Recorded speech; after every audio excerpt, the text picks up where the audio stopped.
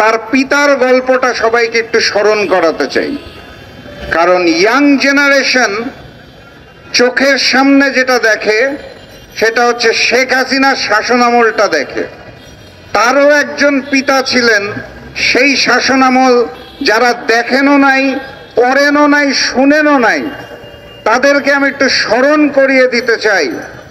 আমাদের দেশটা 1971 সালে স্বাধীন হওয়ার পরে, বিজয় লাভের পরে, পাকিস্তান থেকে শেখ মুজিবুর রহমান বাংলাদেশে সরাসরি আসতে না পেরে গেলেন লন্ডনে। লন্ডন থেকে দেশের বিজয়ে দেশের মানুষের কাছে ফিরে না এসে উনি সর্বপ্রথম গিয়েছিলেন ভারতে।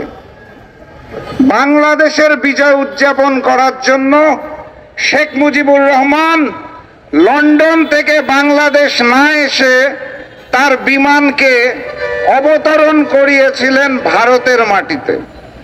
সেখানে তৎকালীন ভারতের প্রধানমন্ত্রী ইন্দিরা গান্ধীর সাথে বিজয় উদযাপন করে তারপর উনি বাংলাদেশের মাটিতে এসেছিলেন।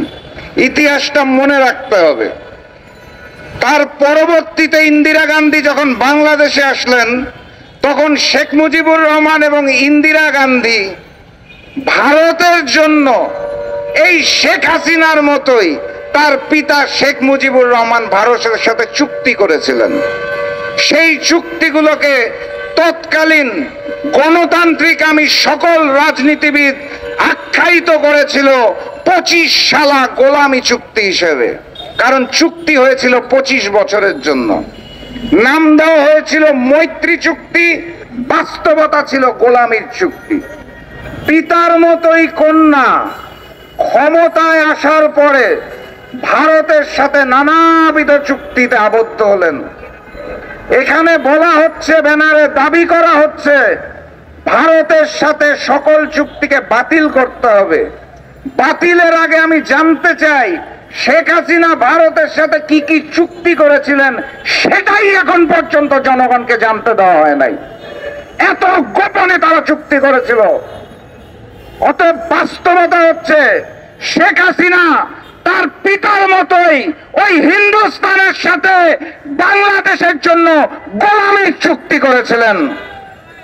যেই চুক্তিতে অলিখিতভাবে বলা হয়েছিল, যদি ভারতের নদী প্রয়োজন হয় আমরা নদী দিয়ে দিব, যদি তাদের বন্দর প্রয়োজন হয় তাহলে বন্দর দিয়ে দিব, তাদের যদি রক্ত পিপাসা হয় তাহলে সীমান্তের লাশ দিয়ে দিব, আমার পুরো দেশকে ভারতের করদ রাজ্য বানিয়ে দিব। এই ছিল চুক্তি।